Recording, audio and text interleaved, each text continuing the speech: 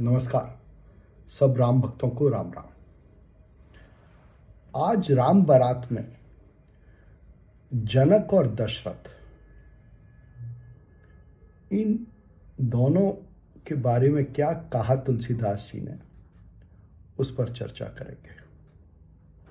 तुलसीदास जी कहते हैं, जनक सुकृत मूरते वैदेही, दशरथ सुकृत राम धरे देही। जनक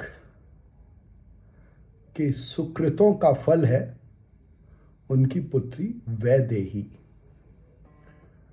जनक को विदेह कहा जाता है और उनकी पुत्री को वैदेही कहा जाता है।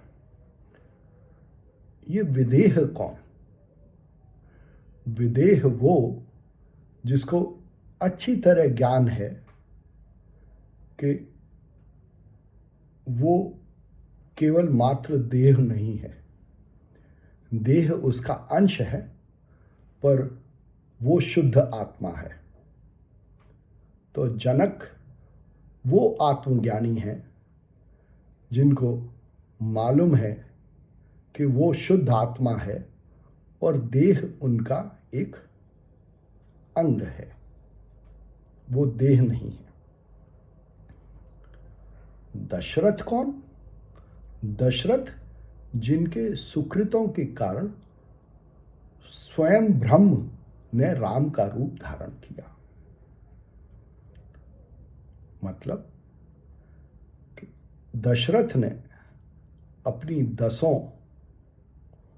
इंद्रियों से जो संयम पूर्वक कार्य किए, जो तप किया इन 10 इंद्रियों से, उनके फल स्वरूप उन्हें राम की आत्मज्ञान की प्राप्ति हुई।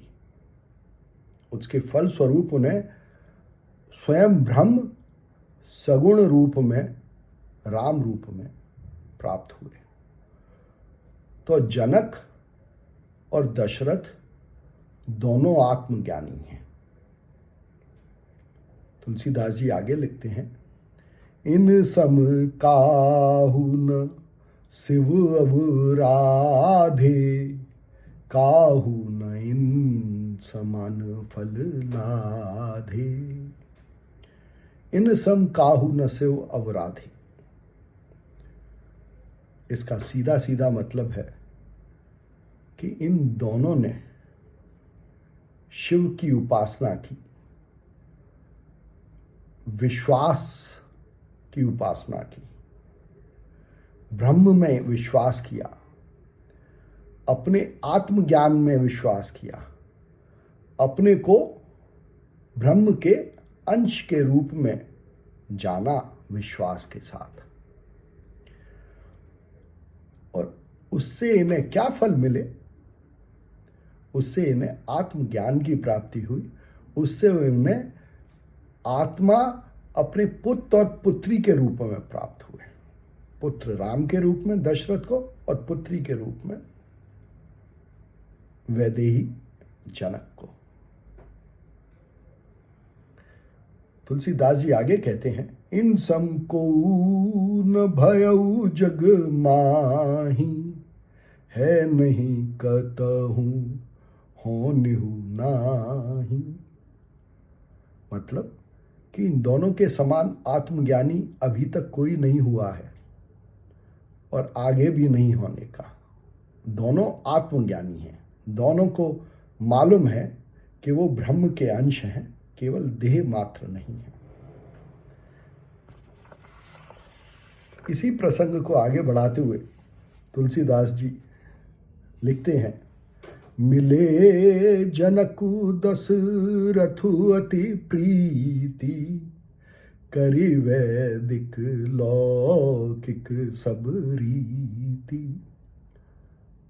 दोनों लौकिक रीति से मिलते हैं, समधी हैं, आपस में प्रेम है, और वैदिक रीति से भी मिलते हैं।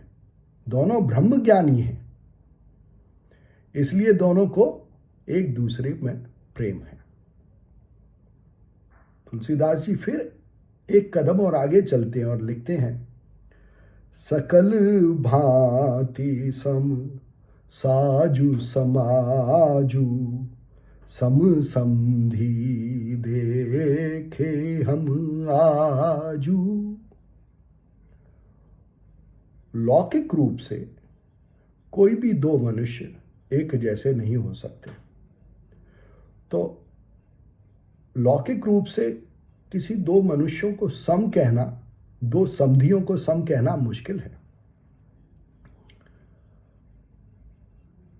अगर आत्मज्ञान की दृष्टि से देखें, वैदिक दृष्टि से देखें, तो जनक और दशरथ दोनों आत्मज्ञानी हैं, दोनों ब्रह्म ज्ञानी हैं, दोनों को मालूम है कि वो ब्रह्म के अंश हैं, केवल मात्र शरीर नहीं है। इस दृष्टि से दोनों सम हैं। सब आत्मज्ञानी सम हो जाते हैं और उनके लिए सब कुछ सम हो जाता है। इसलिए दोनों समधि सम हैं। समधि शब्द का मतलब ही यह है, सम और धी। धी बुद्धि को कहते हैं। तो बुद्धि से सम हो जाना, ज्ञान से सम हो जाना, आत्मज्ञान से सम हो जाना, यही जनक और दशरथ का मतलब है। और जब दो मनुष्य आत्मज्ञान से सम हो जाते हैं तो उनके लिए सारा संसार सम हो जाता है और फिर हर्ष के अलावा, आनंद के अलावा और कुछ नहीं बचता। धन्यवाद।